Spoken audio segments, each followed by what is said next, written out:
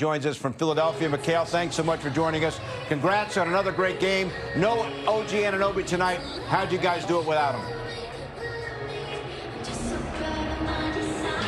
I will try to get Mikal wired up here in a couple of moments. But no Anunoby. Yep. They were able to hold Maxey in check again. They got great bench play, especially from Landry Shamet, and they're on the verge of making the Eastern Conference Finals. You always wonder in games like this, when you lose a key player, is it who's it going to be that steps up and fills in the blank? All season long, the Knicks have had different unsung heroes step up and have big games for them in wins. Tonight it was Landry Shamet off the bench, ready to play in this game, and the bench was a huge part of the story. And also, the story of the playoffs so far for this Knicks team has been their ability in the moment of a game to deliver that kill shot, that knockout punch. And that came when the Sixers cut it to 4, and all of a sudden it felt like this was going to be a grinder down the stretch. Knicks went 17-4 right after that, outscored the Sixers, ran them right off the court. And another game where it looked like the Knicks having their depth showed in the fourth quarter, because that Sixer team, once again, looked tired late. The Knicks had better legs. The Knicks had a deeper bench. And the Knicks were able to deliver another knockout blow. And now up 3-0, looking at Sunday as potential knockout blow to win the series. Knicks bench outscored the Sixers bench 29-11. And I think the point needs to be made. OG Anunoby, so critical, obviously. But these Knicks have all played. Yes. So when Landry Shamet's out of the rotation and then he comes back out of the rotation, or Jordan Clarkson in and out, the point is, if it's Alvarado, Deuce McBride, if these guys are called upon, it's not like they haven't been called upon during the regular season. And I think that is a key point. All the credit in the world to Landry Shamet. His effort at the end of the first quarter got the Knicks back into the game. Absolutely did. When he got into the game, he was a game changer. It's also a credit to these pros that are on this bench. I mean, that's what you're looking for. Alvarado, a pro, stayed ready, had impact in the previous series and early in this series. Landry Shamet we're talking about tonight, because he's a guy that had been out, hadn't really played much at all, but yet stays ready, knows when his number is called to be ready, and that's key as well. Mitchell Robinson off the bench, what he's been able to do, and I thought he had big minutes with Karl-Anthony Towns in foul trouble. You just look up and down. Jordan Clarkson, we've talked about a lot, a guy that was out of the lineup for a while and didn't get down on himself, didn't complain, didn't grumble, stayed ready, worked on some things, and now he's an effective player. That's part of the year. As you said, throughout the year, has always been a player who's had a game here and there. And so now in these moments, you can now use that. Confidence comes from demonstrated performance. Every single one of the guys coming off the bench has had a game or two during the season where he's been the X factor. And then tonight, Landry Shamet did it again. All right, Alan, let us now get post-game reaction in Philadelphia from Mikal Bridges. Mikal, what can you say about the performance tonight that you gave this team? Playing desperate. That's really it. Just doing whatever it takes to win, and that's really it. What did you think about the atmosphere tonight? It's great. You know what I'm saying? You know the Philly fans gonna bring it, but there's a lot of New York fans are here, and we appreciate it every single time. It's great. This team has really embraced the next man up mentality. OG is out. What can you say about how everybody stepped it up tonight? Yeah, everybody step up. Next man, we know how much OG means to the team, how much he impacts the team, and we're gonna do it from every time he's out. And Landry, Deuce, JC, everybody stepped up. Jose, who's been playing too, everybody's stepping up and giving great minutes. Up 3-0, what's it going to take to close it out? 0-0, keep playing desperate. Mikal Bridges, Allen, 23 points and the great defense on Tyrese Maxey. That's 4 straight games now. Bridges averaging 19 a game over those last 4 after he was really struggling. Struggling in that early part of the series. I thought he ended the Hawks series, though, on a high. He had a terrific Game 6. When the Knicks play with pace is when he's really at his best, and you're seeing the Knicks play with a lot more pace with their offense. They're not letting the Sixers defense get set. And for Bridges, all these cuts, look at all these baskets. This is not one-on-one stuff that he's doing. This is quick decision stuff. And this right here ended the kill shot. 17-4 run was on that bucket right there, and give him the robot as you're heading back to the bench. But you can see it. First of all, guy from Philadelphia was drafted by the Sixers, traded on draft night. This is personal for him. Villanova guy as well.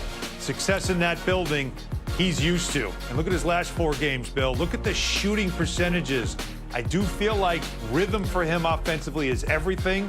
but also his impact on defense can't be understated. Like overstated. You got to understand, he came into this game, defensive field goal percentage in the first 2 games of this playoff round, he's holding opponents. Anybody on the Sixers that he guards shot under 37% coming into this game. I can't wait to see the numbers coming into in this game, because his defense, his deflections, those are all part of getting the Knicks up and down the floor, scoring off turnovers. Tyrese Maxey averages 21 shots a game. Bridges doing most of the defense on Tyrese Maxey. Maxey tonight took only 12 shots. He's been a non-factor, and this is one of the top guards in the entire NBA. Let's take you through the second half. That's when the Knicks, as Alan pointed out, really turned it on, especially in the fourth quarter. But it was an 8-point lead for the Knicks at the half, and then they started taking control of the game. We got some action here in the third quarter, but it was the fourth quarter where the Knicks really took control. Sixers only scored 18 fourth-quarter points. Well, remember, in the third quarter, what was happening was the Sixers knew, because they were able to get a lucky bounce 3 at the end of the half to make an 11-point game into an 8-point game. And then they said, third quarter, we got to come out. We got to do something. The Knicks knew it. They've been in this situation before, and they answered almost every time the Sixers did something. And, of course, Jalen Brunson, well, he just took over. You talk about comfortable in that building. He goes for another 30. Remember, his closeout game in that playoff series a couple of seasons ago in Game 6 was a 41-point performance. So he turned it up. The Knicks turned it up, answered every shot the Sixers tried to throw at them, and now you have tied for the longest playoff winning streak in franchise history. Look at the years. Those are championship-era years going back, but the 99 team got to the NBA Finals, and that run that team went on, winning the last game in the first round, sweeping the middle round, and then winning Game 1 of the Eastern Conference Finals. That's what we're talking about here. More Knick history being made by this team on this run. So we mentioned no OG Anunoby. One of our talking points before the game, Cat's got to stay out of foul trouble. He was in foul trouble. He's been in foul trouble all series, has put up numbers, but not in this one. It didn't matter that he scored only 8 points. Well, the Knicks are able to get it done, and Cat goes 8 points. He does grab 12 rebounds. 12 and 7. But he only played 25 minutes again. It's unbelievable. And I did warn you in the pregame. What did I tell you? Like, what are the Sixers going to do? They're going to go at him. They're going to play physical with him. They're going to try to get him to look like this stuff, too. And by the way, can we just say, this stuff is embarrassing for the NBA. And I'm not talking about the fouls for Towns. I'm talking about that stuff. This Embiid is as big as Cat. Can't move, he's though. flopping and flailing and whatever he can do to draw a foul. How's that not a foul? Doesn't make sense. But he plays through it. This, ridiculous. This was overturned. Towns was given the foul. He got thrown to the ground and landed on. It's bizarre. We're seeing it around the league. You watched the Thunder-Laker game last night. I mean, there's some awful calls and non-calls in that game. But there's a lot of flopping happening. This is nothing new to Embiid. This is what he's been doing. And really, with his lack of mobility, it's all he's got. Because anytime that Towns was able to drive towards him or at him, went right by him. So he knows I've got to stay close to him, and I've got to tie him up, and I've got to draw him into physical play and try to get fouls. And it has worked for them in this series, but it hasn't cost the Knicks games. And you say he didn't do much in this game, but in 26 minutes, he had 12 rebounds and 7 assists. Right. I understand. The scoring, though. 3 of 8. He didn't shoot it well. He had a couple of easy ones that he didn't knock down. But I still, again, when you think about the frustration of being in foul trouble and not contributing early in the season, would he have given you 12 rebounds and 7 assists, or would he have disappeared? So you're still getting something out of him, despite the fact that for him, this is a maddening series for him to play in because they won't let him play. His playing time in the 3 games, 27 minutes, 20 minutes, 25 minutes. Well rested. And he is putting up great numbers, but they didn't need his scoring tonight. Yeah. And they're up 3 games to none. A lot of fans with lots of excitement outside MSG. That's it. The Knicks needing one more win to go to the conference finals for this. All of this Knicks outing in this run. I think, you know, like when we play Spreewell, Marcus Camby, Patrick Ewing, even my guy John Starks, we would tell you, man, you leave it all out on the floor. And it's been a while since we can get behind a team that kind of resembles us, that leave it all out on the floor and play with their heart. And that's what these guys doing, man. We got these guys, and they're playing with their heart, and they're playing together. They love playing with each other. They love playing for the city. That's the thing about New York. You got to want to play here. I'll get you out of here with this. We're all believers in here. Knicks are favorites to win the East. Third right now to run the table. If you don't believe in this team, what do you have to say about it? then get away from us. If you don't believe in New York Knicks right now, then you go somewhere else. We got enough believers here in New York for us. You heard it from Larry. Go somewhere else. Back to you, Bill. Alex, LJ, thank you. Lot to cheer when you're at the watch party inside MSG tonight. They're watching Jalen Brunson do his thing, and boy, he was spectacular. Bill Pito back here in our Delta MSG studios with Alan Hahn, and it's Brunson who's our New York State Lottery power player. 33 points for him, 9 assists. They couldn't stop him. He is just fantastic. Fantastic to watch. Fantastic to see how he executes, and they couldn't stop him. And you know what they couldn't do? They couldn't get him off his left. Like, he was, look at his pass. That was what a highlight that moment was for Mitchell Robinson. But see how he's getting left? It's incredible that he just kept getting to his left as if you don't know the skill. Look, again, to the left. Like, he was killing VJ Edgecombe. He was using screens well, and anytime doubles came, he had 9 assists, so he was smart with the passes. That is such a good finish, once again, with the left. And then, of course, the patented stuff, the hard stops, and then the little bit of a look. That's a long arm in his face. That was a key three-pointer as well in the moment. But for Jalen Brunson, another Villanova guy in that building, very comfortable. As I mentioned before, last time he was in there in a playoff game, he dropped 40 in a closeout game. So for Brunson, it has been for him a strong series, in a series that you thought they were going to trap him and take the ball away. Him trusting the pass has opened things up for him. And that is something that makes this offense a lot more dangerous. Towns out of the game. You wonder what's going to happen. Is it going to bog down? No, it did not. And the Sixers, it's too late now, but the Sixers really have got to look at the scouting report and say, you can't let him get to his left, because in this game, he did it over and over again. And we know that's his strong hand. So we got the Nova Knicks. We've talked about Brunson and Bridges. How about Josh Hart? Yeah. Don't forget about Josh Hart. You 12 can't. points, 11 rebounds, 6 of 12 shooting. Had been struggling with his shot a little bit before tonight, but he was another valuable contributor in the game tonight, and helping the Knicks win. It's always about his energy, right? It's always about his the rebounds that get you extra possessions, or the rebounds that lead to breaks. He's so good at that. He's got a good read on the ball. He didn't look like he was 100% physically a lot of times. Normally, we'd see him get on the break and then finish. But in this game, he was pulling it back out. He wasn't going to challenge Embiid. He tried it one time, and he got the ball put back in his face. Although replays show he gets an elbow to the side of the head. But as we know, of course, that's not a foul. But, again, Hart with the double-double, he gives you an effort. This was the game we talked about in pregame, how important it was to look at this game with the urgency of go up 3-0 and do not give them any life whatsoever. 4th year in a row they've had a 2-0 lead. This is the first time they've won Game 3. Wally Szczerbiak in Philadelphia was on the radio call on ESPN New York. Let everybody know, Wally, credit where credit is due. Your player to watch was Landry Shamet, and Landry Shamet scored the most points he scored in a game since late February. So, well done. I hate to do this, but well done. He doesn't hate to do it. He loves to do it. Well... Well, he stayed ready. That's the key, and that's what Mike Brown has been doing all season long, keeping the whole entire roster ready when your number's called to produce at a high level. Landry Shamet's an elite perimeter defender. He fights through screens with a lot of, just aggressiveness. He makes his defenders, the guy he's guarding, work to get shots up, and he's very quick on his feet. And with his size and his length, I think it's really bothering the perimeter players of Philadelphia. And I think at some point, Philadelphia just broke. In that 4th quarter, when Jalen came back in the game with 9 minutes to go, they were only up 4.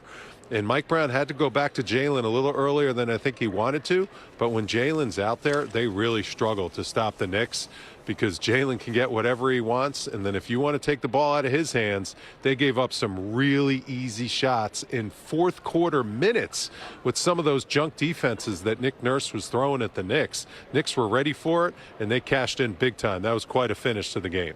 All right, well, a big play is presented by Four Leaf Federal Credit Union. We're going to show everyone the Shamet highlight package. 5 of 6 shooting, the 15 points. And again, here's a guy that was out of the rotation, and he gets his chance and makes the most of it. Just amazing, Wally. What about his he was ability? out of the rotation just because... Go ahead. He was out of the rotation just because of the way that Mike Brown was coaching matchups in the first series against Atlanta. I go back to when I played for Mike Brown in Cleveland. I didn't play at all against the Detroit Pistons because he didn't like my matchup with me guarding Tayshaun Prince. In the 2nd round against Atlanta, I played 25 minutes a night.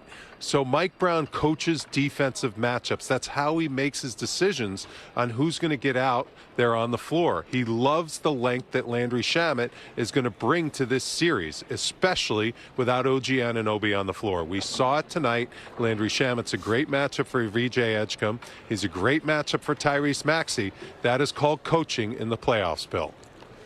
So, Wally, you've played in a lot of playoff games, and you were in that building, you were calling this game.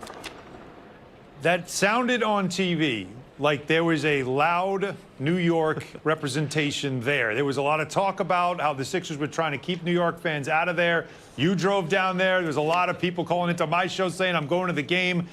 Did that feel like a road game for the Knicks? And what is that like to be an opposing player, and yet you're hearing cheers and chants of defense?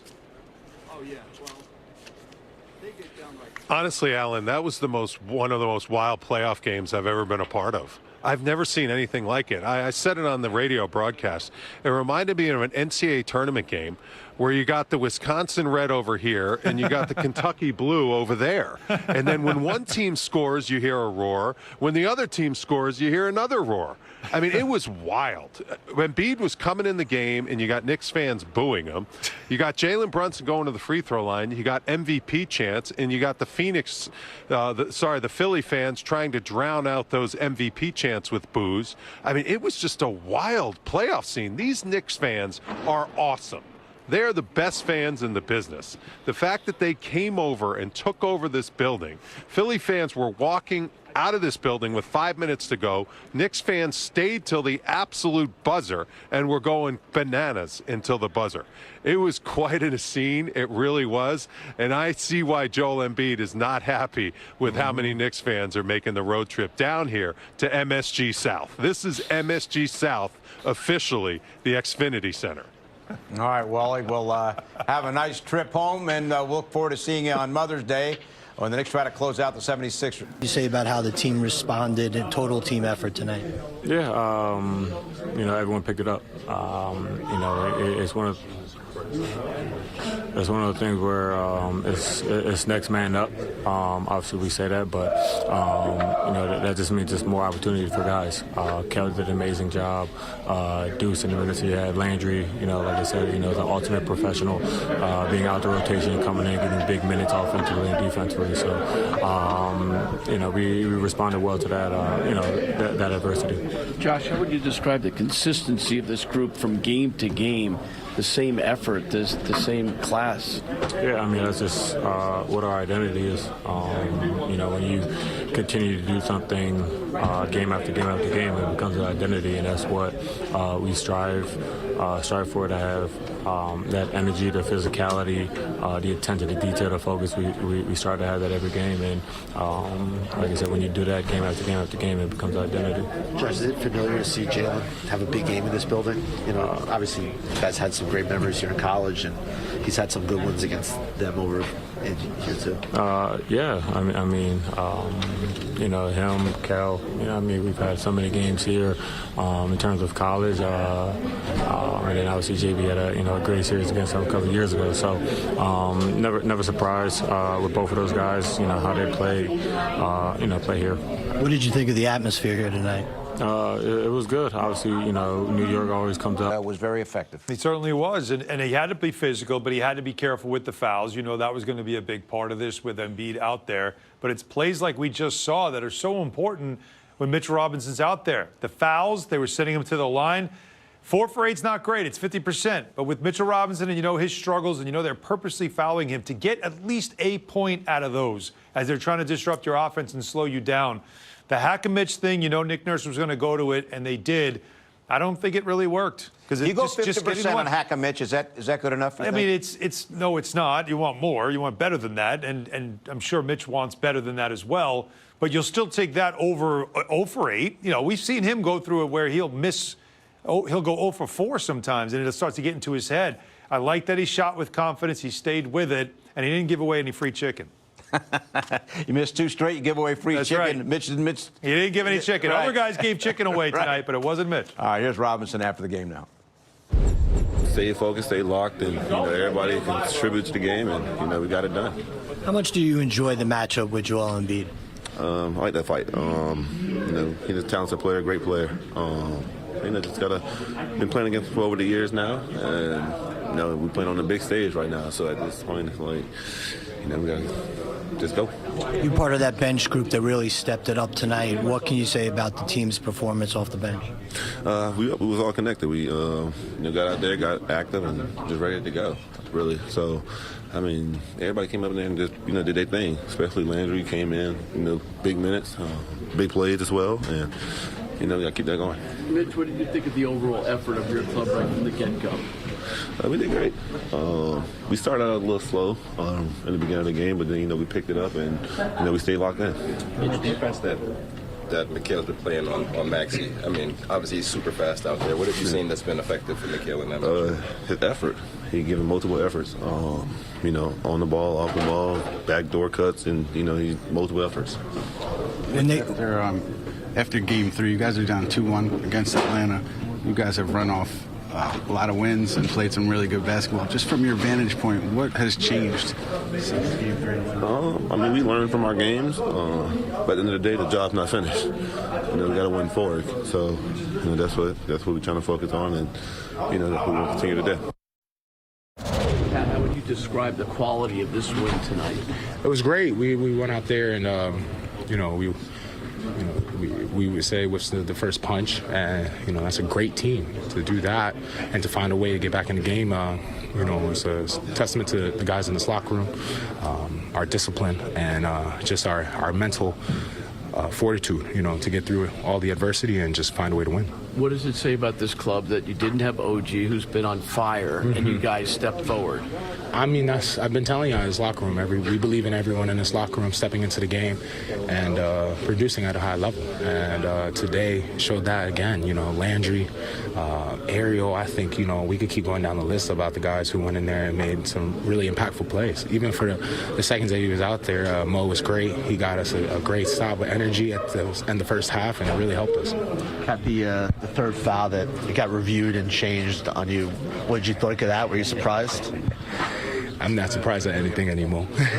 Kat, what did you think about the effort from Mikal on both sides of the ball? Obviously, he's doing a great job with fantastic. He's fantastic. He's been fantastic all series. I think the physicality he's brought to the point of attack has been great, and it's helped us, really be effective in making it difficult for the other team. What's that battle with Embiid been like for you? Pretty physical. It's been great. It's been great to go against one of the best and to go out there in this environment and play. I got a lot of respect for his game and the success he's had in his career. Now, would you describe this team as a juggernaut right now? I just look at us as a team that's trying to every single day stay in the present and find a way to win every single time we step on that court. Kat, were the fouls frustrating tonight for you? What you think? I think a little bit. But not really. I feel like we got a chance to move on with getting one win, and that's what we're worried about. And we'll go try to do what we got to do to get a win. Benji, how did you stay ready? As you. You just stay ready, and when numbers called, you just stay ready. How did it feel like to come through like that? Yeah, it felt good. Felt good to be out there with my teammates. Felt good to get a win, and we got one more in the match. All right, so Mikal Bridges again. Tyrese Maxey is one of the top guards in the entire NBA, and Mikal Bridges has had a lot to do with him being basically shut down over 3 games.